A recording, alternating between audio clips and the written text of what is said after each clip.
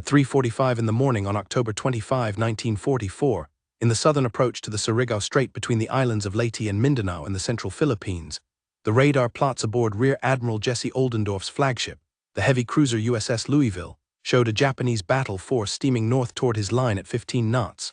Two old battleships in line ahead, Yamashiro leading, Fuso following, with a heavy cruiser and 4 destroyers in escort. The Japanese force was 42,000 yards out and closing. Oldendorf had spent the previous evening placing his battle line, 6 American battleships, 8 cruisers and 28 destroyers, directly across the northern exit of the strait, with the cruisers anchoring his flanks and the destroyers stacked in 3 echelons to make sequential torpedo attacks down the line of the advancing Japanese ships. 5 of the 6 American battleships in his line had been raised from the mud of Pearl Harbor and rebuilt. The 6th had been at sea on December 7, 1941, and had come home to find her sisters gone. Within 90 minutes, the Japanese force would no longer exist as a coherent fighting unit, and the era of the dreadnought battle line, which had defined fleet engagements at sea for nearly 100 years, would close with the last salvos from the American battleship's main guns. The Battle of Surigao Strait was the southern phase of a larger Japanese operation.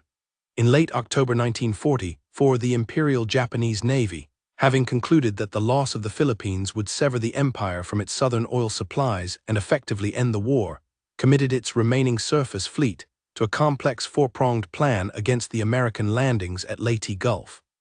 The plan, codenamed Shogo I, called for the Imperial Navy's last carriers to be sacrificed as decoys to draw Admiral William Halsey's Third Fleet northward, while the surface forces under Admiral Takeo Kurita came through the central Philippines via the San Bernardino Strait, and the southern force under Vice Admiral Shoji Nishimura came through the Surigao Strait, with both forces converging on the American transports off Leyte. The carrier decoy worked, Halsey took the bait, and Kurita's central force broke through the San Bernardino Strait and engaged the American escort carriers off Samar in the costly action that would be remembered as Taffy 3's stand. Nishimura's southern force, however, never reached its target.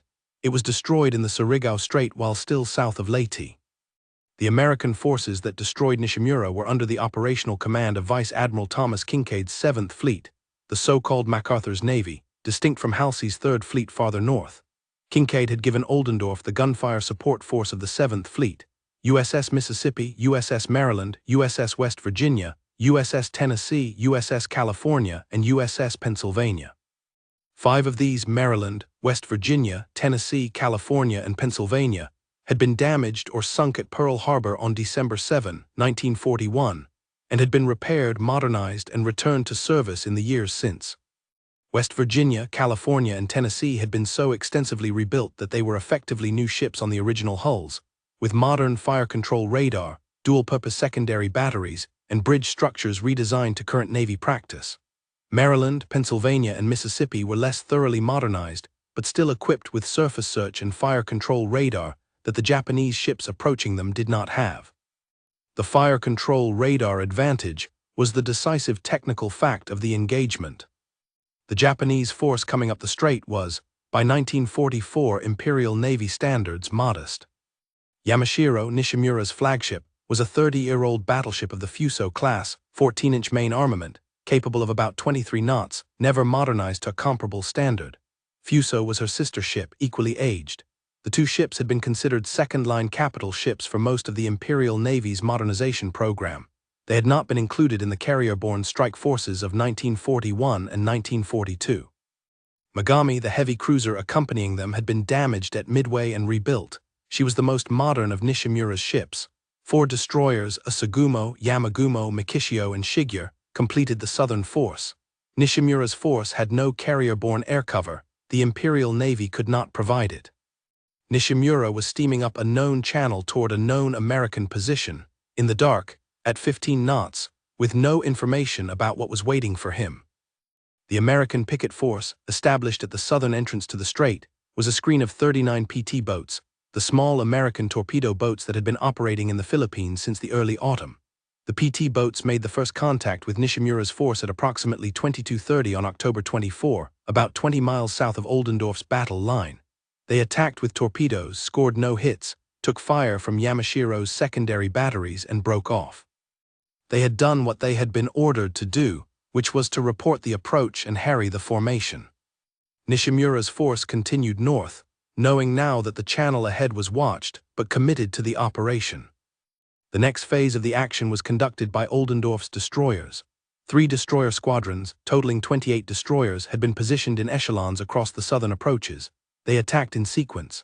The first squadron, USS Destroyer Squadron 54 under Captain Jesse Coward, ran in toward Nishimura's line from the eastern flank at high speed and launched torpedoes at approximately 3 a.m., scoring hits on Fuso.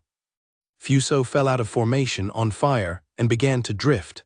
The second squadron attacked from the western flank 20 minutes later, putting torpedoes into the destroyers Yamagumo and Mikishio. Both went down. The third squadron, attacking at 4 a.m., put torpedoes into Yamashiro herself. The battleship took severe damage but continued north at reduced speed. By 4:15 a.m., Nishimura's force consisted of 1 heavily damaged battleship, 1 drifting battleship on fire, 1 heavy cruiser and 2 destroyers, half the original force, 20 minutes from a battle line of 6 American battleships. The battle line opened fire at 3:53 a.m. by the American clocks, at a range of approximately 20,000 yards. The 6 American battleships fired in succession from the eastern end of the line, West Virginia first, with her radar-directed 16-inch guns, then Maryland, Mississippi, Tennessee, California, and Pennsylvania. The fire control radar on West Virginia and Tennessee, by 1944 the most modern in the Navy, produced first salvo straddles on Yamashiro at the opening of the engagement.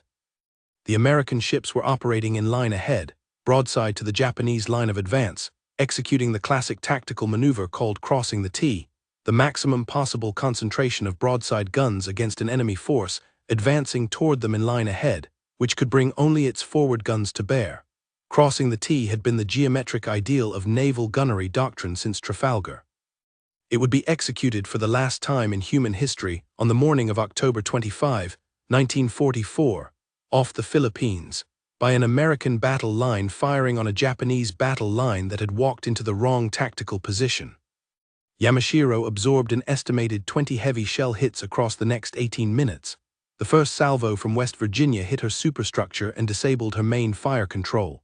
The next several salvos walked across her hull from bow to stern. By 4:10 a.m., Yamashiro was on fire from end to end, her forward turrets had stopped firing, and her speed had fallen to 10 knots. At 4:19 a.m., a series of torpedo hits from USS Bennion and USS Albert W. Grant on her starboard side flooded the after-engineering spaces. At 4:19.5 a.m., Yamashiro rolled over to starboard and sank. Vice Admiral Nishimura was aboard his flagship when she went down. He did not survive. Of approximately 1,500 officers and men aboard Yamashiro, 10 survived. The American battle line ceased fire at 4:26 a.m. and turned for Leyte Gulf at the conclusion of the engagement, which had lasted approximately 45 minutes from first PT boat contact and roughly 18 minutes of main battery action. Fuso, the drifting battleship that had been crippled by the destroyer torpedo attacks an hour earlier, sank sometime between 3:30 and 4:40 a.m. in the southern part of the strait. Her wreck was found in 2 pieces decades later by an undersea survey expedition. She had broken in half from the magazine explosion that ended her. Of approximately 1,500 crew, fewer than 20 survived. The destroyers Yamagumo, Mikishio, and Asagumo had been sunk earlier, or were now sunk during the American pursuit phase. Megami, the heavy cruiser, had been damaged in the night engagement, was further damaged by air attack at dawn, and was scuttled by her own escort. The only Japanese ship of Nishimura's southern force to return to a friendly port was the destroyer Shigure, which made it back to Brunei on October 27 with damage and dead. The American losses across the engagement were 2 destroyers slightly damaged by friendly fire. USS Albert W. Grant was hit by American shells from one of the cruisers during the surface action, taking 38 casualties, and no ship sunk. No American battleship was hit by any Japanese fire. Oldendorf's battle line had executed the textbook against an enemy who had been operationally outclassed before he entered the strait.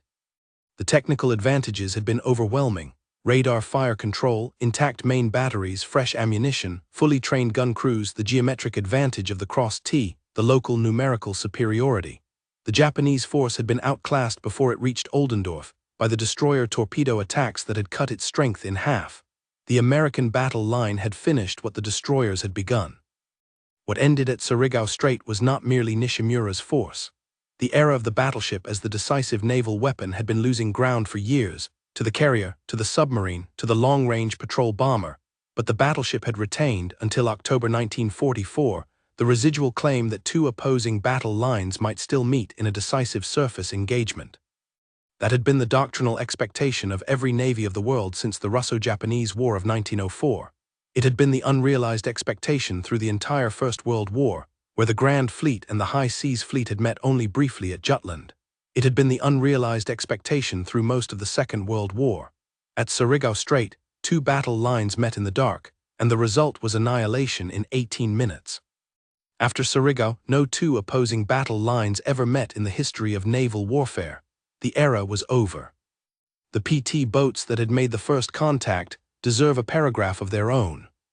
The 39 boats of Motor Torpedo Boat Squadrons 7, 12, 21, 25, and others had been operating in the Philippines waters since the Leyte landings on October 20. Their job at Surigao Strait was to occupy the southern entrance to the channel, scout for the approaching Japanese force, attack with torpedoes if they had a clear shot, and otherwise drop back ahead of the line of advance and report. The PT boats took fire all night from Yamashiro's secondary batteries and from the Japanese destroyers, sustaining damage to 10 boats and losing one PT-493 to gunfire at close range, with 3 crew killed and 3 wounded. None of the PT boat torpedo attacks scored a hit on a Japanese ship. The boats had done their reconnaissance job nevertheless. They had given Oldendorf 8 hours of warning of Nishimura's approach, identified the composition of the force, plotted its track and speed, and confirmed that Nishimura had no air cover and no plan beyond pressing forward. By the time the Japanese force entered the northern part of the strait, Oldendorf had perfect tactical information. The PT boats had paid for that information at a cost that, in the calculation of the wartime navy, was acceptable. The destroyer torpedo attacks that cut Nishimura's force in half before the battleship line opened fire were the work of 3 squadrons of American destroyers operating to a tactical script that the Navy had been refining since the 1930s. Captain Jesse Coward, commanding the 1st Squadron, attacked from the eastern flank at high speed, fired half-spreads of torpedoes from his lead ships, then turned away and let the wing destroyers fire as they passed. The Japanese return fire was poorly directed. The radar advantage was again decisive. The American destroyers in the 2nd and 3rd Squadrons applied the same pattern from different angles.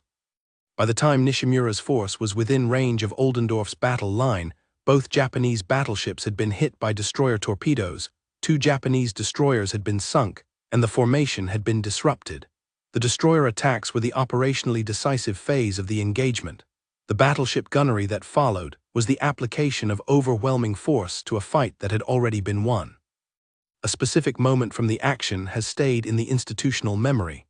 Aboard USS West Virginia, the gunnery officer received the radar plot of Yamashiro at 20,000 yards and ordered all main turrets to a fire control solution. The fire control radar had been a 1944 modification to West Virginia during her rebuilding at the Puget Sound Navy Yard. It had been tested against drone targets and against simulated enemy ships in exercises off the California coast through the spring of 1944. The Surigao engagement was the radar system's first major operational use against a Japanese capital ship. The first salvo from West Virginia, 8 16-inch rounds fired in less than 2 seconds, straddled Yamashiro at 20,000 yards in pitch darkness. The Yamashiro's lookouts saw the muzzle flashes of West Virginia's main turrets briefly from 20,000 yards across the dark sea. They would not have known in that moment what the fire was. By the time they could have known, the first salvo was already arriving overhead. The American battleship sailors who survived the war remembered the night of Surigao for a particular reason.